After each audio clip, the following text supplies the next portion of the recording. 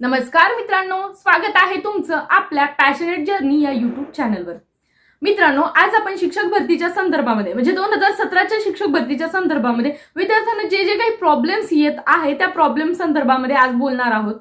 मागच्या काही व्हिडिओमध्ये भरपूर कमेंट आल्या, भरपूर मेसेजेस आले की मॅडम या गोष्टीवर व्हिडिओ बनवा। बऱ्याच जणांचं आहे की ऍप्लिकेशन फॉर्म स्टेटस इनकम्प्लीट जे आहे ती पुढची प्रोसेस काय आहे असे बरेच जण विचारत आहे। काही जणांनी फॉर्म जो आहे सेल्फ सर्टिफाईड केला आहे, परंतु काही जणांना कळतच नाहीये। आता माझ्याकडे प्रत्यक्षात फॉर्म नाहीये, पण तुम्ही स्टेप बाय स्टेप सगळ्या गोष्टी तुम्हाला आजच्या व्हिडिओच्या माध्यमातून सांगणार आहे, त्यामुळे तुमच्या लक्षात येतीलच, काही अवघड नाहीये। आता सर्वात महत्त्वाची आणि पहिली गोष्ट की जो सर्वात मेन एरर आणि इश्यू जो येत होता ऍप्लिकेशन फॉर्म स्टेटस इनकम्प्लीट, हा इश्यू सॉर्ट झाला आहे। आता हा इश्यू मी सॉर्ट झाला आहे असं म्हणत असले तरी देखील काही मुलांचे प्रश्न आहेत की मॅडम आमचं सॉर्टच नाही झालं, आमच्या तिथे ऍप्लिकेशन फॉर्म स्टेटस इनकम्प्लीटच येत आहे। तर नाही मित्रांनो, ज्या ठिकाणी application form status incomplete form असं येत आहे ना, तर त्याच्या खाली एक नवीन टॅब आलेला आहे। त्या टॅबवर तुम्ही क्लिक करा। तुम्ही क्लिक केल्यानंतर तुम्हाला विचारलं जातं की तुम्ही अगोदर रिकमेंडेड आहात का, तुम्हाला अगोदर रिकमेंडेशन आलाय म्हणजे तुमचं अगोदर सिलेक्शन झालं आहे का। जर झालं असेल तर यस म्हणा, नसेल झालं तर नो म्हणा। ज्यावेळी तुम्ही नो म्हणणार त्यावेळी तुमचा फॉर्म सेल्फ सर्टिफाईड करण्यासाठी ओपन केला जातो। फॉर्म जेव्हा ओपन होतो मित्रांनो, त्यावेळी तुम्ही तुमच्या ज्या काही जर मागे चुका झाल्या असतील तर त्या चुका दूर करू शकतात। एडिटिंगचा ऑप्शन आहे, तिथे पेन असतो, तिथे एडिटिंगला क्लिक करायचं आणि जर मागच्या काही गोष्टी फिल केलेल्या नसतील, कारण नवीन काही ऑप्शन्स देखील आलेले आहेत, जसे की रिझल्ट डेट।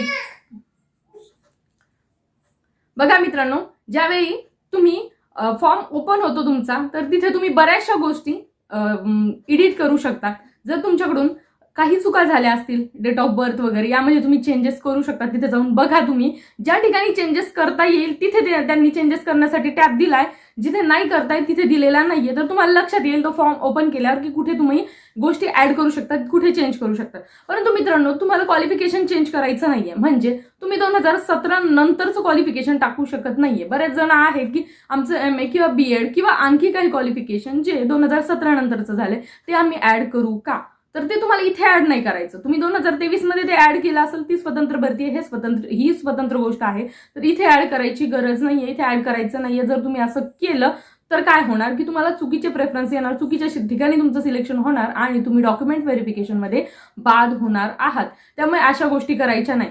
हे ऍप्लिकेशन फॉर्म स्टेटस इनकम्प्लीट ज्यांचा प्रॉब्लेम होता त्यांनाच हा टॅब आला आहे सेल्फ सर्टिफाईडचा, त्यामुळेच तुम्हाला गोष्टी एडिट करता येतात किंवा ऍड करता येतात। आता असं होऊ शकतं की काही विद्यार्थी असे आहेत ज्यांचं 2017 पूर्वीचं एखादं क्वालिफिकेशन होतं, परंतु त्यांनी ते तेव्हा ऍड केलं नव्हतं आणि आता ऍड करू का असं तुम्हाला जर वाटत असेल तर तुम्ही ऍड करू शकतात, कारण ते तुमचं 2017 पूर्वीचं होतं, आत्ताचं नाहीये। आता कुणी टेट सिटेट आता पास झालेला आहे, मग त्यांना असं वाटतं की आम्ही आता ऍड करू का, तर तुम्ही आता ऍड करू शकत नाही। ही तुम्ही केलेली सगळ्यात मोठी चूक असेल। जे आहे जसं आहे तसं राहू द्या। ज्या गोष्टी नव्याने आलेल्या आहेत, कुणाचं काही गोष्टी आहेत, मॅरिड अनमॅरिड झाला असेल, मुलांची संख्या कमी जास्त ते करू शकतात, त्यामध्ये काही इश्यू येणार नाही। परंतु एज्युकेशन क्वालिफिकेशन मध्ये तुम्हाला जास्त एडिटिंग करायची नाही। तुम्ही फक्त काय आहे की तुमच्याकडून चुकून माध्यमाचा गोळ झाला असेल तेव्हा तर ते तुम्ही थोडंफार प्रमाणात करू शकतात। प्रत्येक ठिकाणी तुम्हाला एडिट करत जायचंय आणि खाली आल्यानंतर तुमचा फॉर्म सेल्फ सर्टिफाईड होतो, काहीच वेगळं नाहीये। एकदा फॉर्म सेल्फ सर्टिफाईड झाला त्यानंतर तुम्हाला जनरेट प्रेफरन्सचा ऑप्शन येईल। त्या ऑप्शनमध्ये तुम्ही जे स्थानिक स्वराज्य संस्थांचे म्हणजे नॉन इंटरव्ह्यूचे आहे आणि त्याचबरोबर विथ इंटरव्ह्यूचे जे आहेत ते प्रेफरन्स तुम्ही जनरेट करून घेऊ शकतात आणि त्यानंतर तुम्ही प्रेफरन्स लॉक करू शकतात। आता ही जी सगळी प्रोसेस आहे ती मोबाईलवर अजिबात करायची नाही। ही सगळी प्रोसेस तुम्ही लॅपटॉपवर करू शकतात किंवा तुम्ही नेट कॅफेवर जा, थोडासा वेळ आणि पैसा जाईल, परंतु व्यवस्थित तिथून तुम्ही ते करून घ्या, विनाकारण घरी करू नका। बऱ्याच जणांचे बरेच इश्यू येत आहेत, मला विचारते की मॅडम यापुढे काय स्टेप, यापुढे काय स्टेप। तर मी तुम्हाला इन जनरल या स्टेप आता सांगितलेल्या आहेत की यानुसारच फॉलो होणार आहे। तर तुम्ही काय करा, फक्त माझं म्हणणं आहे की नेट कॅफेवर जा। बऱ्याच जणांना मग प्रेफरन्स जनरेट कुठून करायचे, मग लॉक कसे करायचे, मग कुठल्यावर। आता हे बघा मित्रांनो, प्रेफरन्स जनरेट करून घरी या, ते PDF स्वरूपात घ्या, त्याच्यावर विचार करा। कारण काय माहितीये का, मला तुम्हाला एक गोष्ट सांगायची, बरेच जण नेट कॅफेवर जातात, प्रेफरन्स येतात, प्रेफरन्स लॉक करणार आणि येणार, पण काही ठिकाणी प्रेफरन्स असे आलेले आहेत ज्या ठिकाणी तुमचं क्वालिफिकेशनच मॅच करत नाही, त्यामुळे इमिजिएट जाऊन प्रेफरन्स लॉक करू नका। पुन्हा ऍड बघा, ऍड मी तुम्हाला आपल्या टेलिग्राम चॅनलवर दिलेलीच आहे, तिथे जाऊन बघा। मग तुम्ही प्रायमरीला सेकंडरीला कुठे ऍप्लिकेबल आहात तिथे बघा आणि तेवढेच प्रेफरन्स भरा, जिथे तुम्ही नाहीये ते देऊच नका। कारण हे सिस्टीमचा गोंधळ आहे. त्यांनी बऱ्याच जणांना बरेच वेगवेगळे प्रेफरन्स दिले आहे. तुम्ही जिथे आहे इलिजिबल तिथे जा, तुम्ही ते प्रेफरन्स तुम्ही तुमचा सिक्वेन्स लावा, त्यानंतर पुन्हा जाऊन लॉक करू शकता. बघा फ्रेंड्स, तुमच्या मतानुसार तुम्हाला ज्या प्रकारे जिल्हे आलेले असेल, म्हणजे काही जणांना खूप सारे प्रेफरन्स आले, काहींना कमी आले, तर मित्रांनो कमी जास्त हे मार्क्सनुसार नाही आलेले. तुम्हाला जे कमी जास्त आलेले आहेत ते कास्टमध्ये तुमच्या जागांच्या अवेलेबिलिटीनुसार. काही जणांना वाटतं की मला समथिंग मार्क आहे 120, मला कमी प्रेफरन्स आले, आणि जो माझ्यापेक्षा कमी मार्क आला 118 त्याला जास्त आले, तर तुमच्या कास्टनुसार आलेले आहेत मित्रांनो. काही ठिकाणी कास्टला जागा दाखवत आहे पण प्रेफरन्स आपल्याला आले नाही. कदाचित ते उर्दू माध्यमाचे असू शकतात असं तुम्ही समजू शकता. कारण जेव्हा मी ऍड बघितली तर ऍडमध्ये कुठेच माध्यमाचा उल्लेख नाहीये. कास्टला तिथे जागा दिसत आहेत, CST OBC तिथे जागा दिसत आहेत 7, 8, 10, 12, काही ठिकाणी 40, 42, परंतु ते प्रेफरन्स मुलांना आलेले नाहीये. मग मुलांना असं वाटतं की माझ्या कास्टला तर तिथे जागा होती बट मला ते का नाही आलं. तर मग कदाचित ते माध्यम तुमचं नसू शकतं. म्हणजे इंग्रजी, उर्दू, बंगाली वगैरे अदर माध्यमाला तीच कदाचित जागा असू शकतात तर त्याचमुळे त्या जागा रिक्त असू शकतात. त्यामुळे तुम्हाला ते प्रेफरन्स आले नाहीयेत. त्यामुळे त्याचा विचार करायचा नाही. प्रेफरन्स जनरेट झाले तर तुम्ही लॉक करा. आता तुमचे प्रेफरन्स जनरेट कशावर होणार मित्रांनो? ज्या प्रकारे तुम्ही गोष्टी फिल केलेल्या आहेत ना त्याच्यावर, म्हणजे तुमचं क्वालिफिकेशन याच्यानुसार तुमचे प्रेफरन्स जनरेट होणार आहे. त्यामुळे क्वालिफिकेशनमध्ये एक्स्ट्रा ऍड करत बसू नका. जे तुमचं 17 पूर्वीचं होतं त्यानुसारच प्रेफरन्स येऊ द्या, कमी येऊ द्या, परंतु तुमचा नंबर लागेल मित्रांनो. परंतु तुम्ही विनाकारण जास्त प्रेफरन्स घेण्याच्या नादात क्वालिफिकेशन ऍड केलं तर तुम्ही स्पर्धेतून बादच होणार. कारण 17 नंतरचं क्वालिफिकेशन इथे चालणार नाही. इथे तुमचं जास्त क्वालिफिकेशन आहे ना ते 23ला आहेच ना मित्रांनो, तिथे आहे. त्यामुळे इथे या गोष्टी करू नका.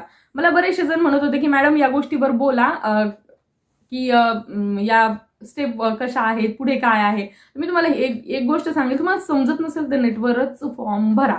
हे मी तुम्हाला वारंवार आजच्या व्हिडिओच्या माध्यमातून सांगितलंय. आता काही विद्यार्थ्यांचं असं झालं आहे की फॉर्म भरत असताना सुरुवातीला 2022ला ज्यांनी सेल्फ सर्टिफाईड केलं आहे त्यांच्या काही गोष्टी चुकल्या, जसं की कास्ट चुकून त्यांची म्हणजे नेटवाल्याकडून वगैरे ती चुकीची टाकली गेली आणि फॉर्म सेल्फ सर्टिफाईड झाला. आता त्यांचं म्हणणं आहे की आता जेव्हा तुम्ही संधी दिली आहे ना सेल्फ सर्टिफाईड करायची तर आम्हालाही द्या. म्हणजे आम्हाला संधी नाहीये तिथे, कारण त्यांचा ऑलरेडी जुलैमध्ये सेल्फ सर्टिफाईड आहे. त्यांना मित्रांनो हा टॅब दिलेला नाहीये. जुलैमध्ये ज्यांचा सेल्फ सर्टिफाईड आहे त्यांना पुन्हा अनसर्टिफाईड करता येत नाहीये. तर असा बऱ्याच जणांचा इश्यू आहे, ते मला विचारत आहेत. तर मित्रांनो ही जी संधी आहे ना, ऍप्लिकेशन स्टेटस इनकम्प्लीट फॉर्म ज्यांचा प्रॉब्लेम आला आहे ना तेवढ्यांनाच त्यांनी सांगितलं आहे की तुमचा सेल्फ सर्टिफाईड नव्हता, तुम्ही करून घ्या. ज्यांचा ऑलरेडी आहे ना तर त्यांना पुन्हा सेल्फ सर्टिफाईड करायला देत नाहीयेत. आता मला बऱ्याच दिवसांपासून म्हणजे बऱ्याच आपला चॅनल सुरू झाल्यापासून एक मॅडम आहेत, मला त्यांचं नाव नाही आठवत, त्यांचा मला वारंवार एक मेसेज येत होता की मॅडम माझं क्वालिफिकेशन आहे 2017 पूर्वीचं, आय थिंक त्यांचं BEd की CTT असं काहीतरी TET क्वालिफाईड आहे, पण त्यांनी ते टाकलेलं नव्हतं. तर मला त्यांना सांगायचं आहे की जर आता तुम्ही ऍप्लिकेशन हे तुमचा हा जो एरर आलेला असेल, इनकम्प्लीट फॉर्मचा एरर जर तुमचा आलेला असेल तर मॅडम तुम्ही तिथे जाऊन तुमचं क्वालिफिकेशन जे 2017 पूर्वीची पासिंग होती ती तुम्ही आता ऍड करू शकता. काहीच इश्यू नाहीये. 17 पूर्वीचं असेल पण तुमचं 17 नंतरचं तुम्ही ऍड नाही करू शकत. त्यांचे खूप सारे मेसेज आले, मला नाव आता नाही लक्षात येते, भरपूर दिवसांपासून त्यांचे मेसेज येत आहे. तर तुम्ही आता इनकम्प्लीट फॉर्म असेल तर तुम्ही करू शकता सेल्फ सर्टिफाईड पूर्वी. पण जर तुम्ही जुलै 2022 मध्ये एकदा सेल्फ सर्टिफाईड केला असेल तर तुम्ही आता एडिट करू शकत नाही. ह्या गोष्टी आता सध्या आहे. आणि मित्रांनो आता ज्या आपल्याला टॅब मिळाला आहे किंवा जे एरर्स आहे जवळजवळ माझ्या मते 99% सॉर्ट झालेले आहे. ज्यांनी 2022ला ऑलरेडी सेल्फ सर्टिफाईड केलेला होता त्यांना पुन्हा अनसर्टिफाईड करून चेंजेस करता येणार नाही.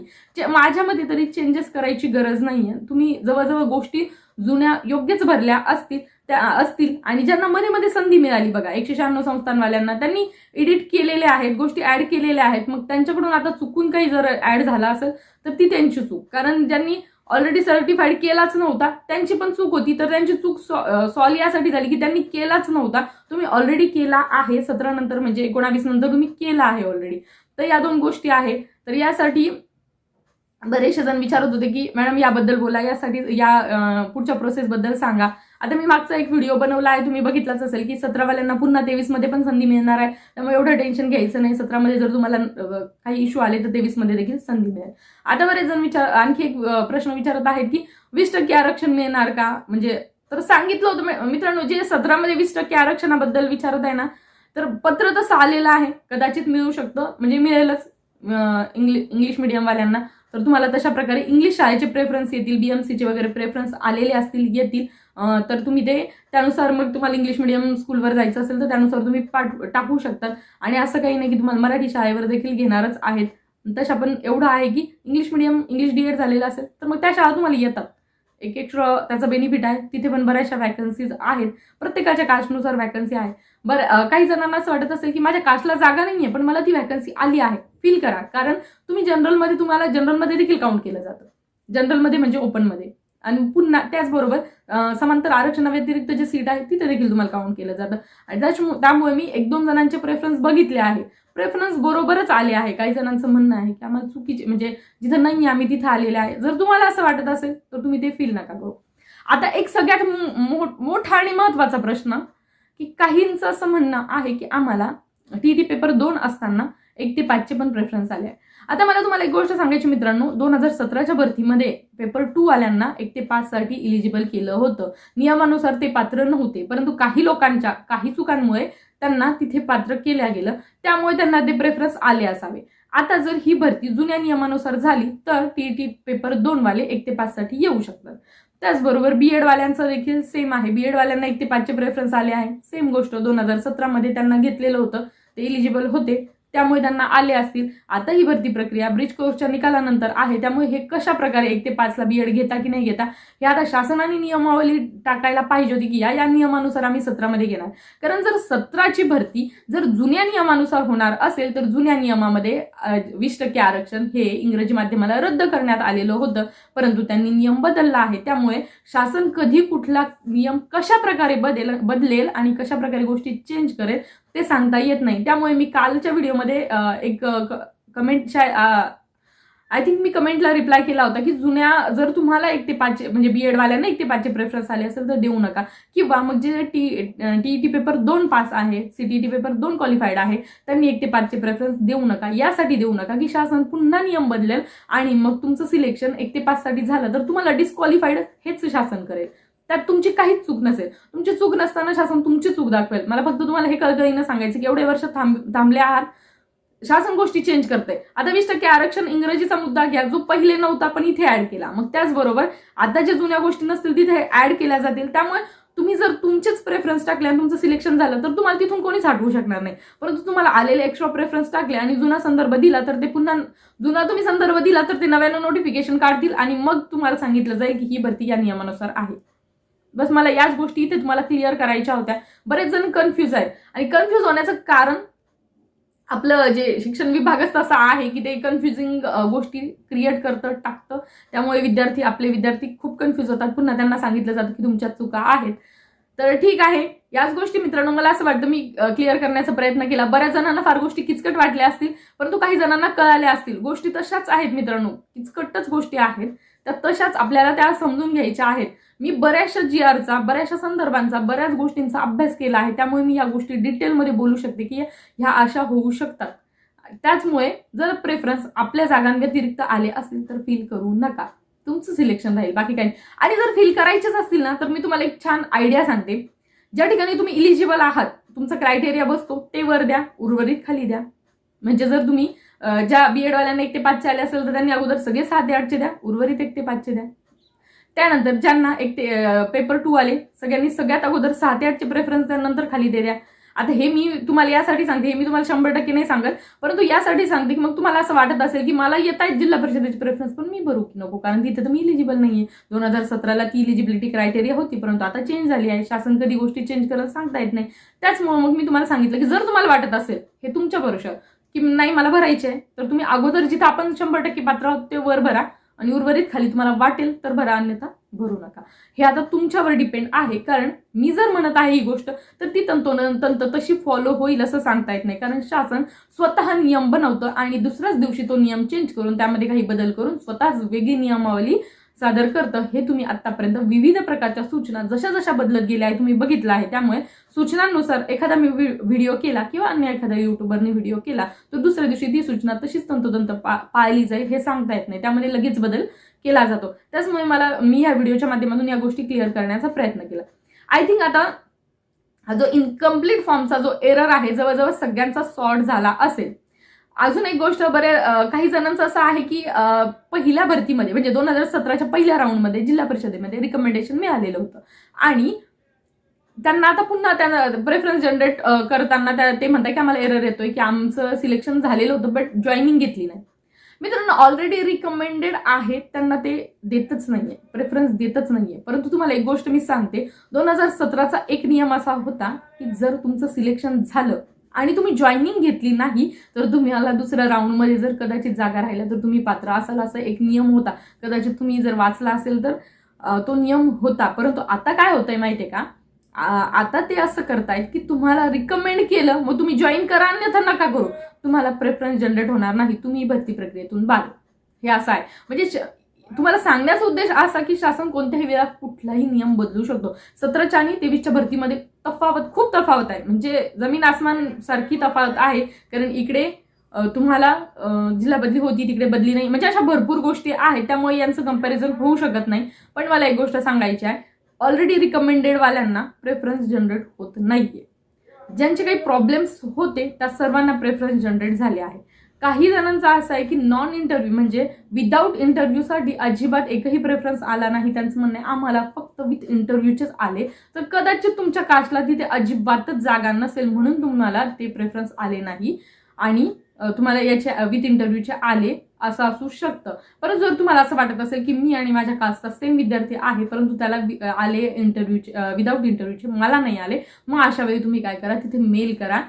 किंवा मग आता 2च दिवस राहिले, तुम्हाला माहिती आहे 7 तारखेला एंड आहे, पण तुम्हाला असं वाटतं की हा खूप मोठा इश्यू आहे, मला खूप चांगले मार्क्स आहेत, माझ्या कास्टमध्ये सगळ्या जागा अवेलेबल आहे, मग अशा वेळी तुम्ही आयुक्त कार्यालयात एकदा भेट द्या आणि तुमचा इश्यू तुम्ही तिथे सांगा की तुम्हाला इंडिव्हिज्युअली आले नाही, ज्यांचा इंडिव्हिज्युअल प्रॉब्लेम आहे त्यांना.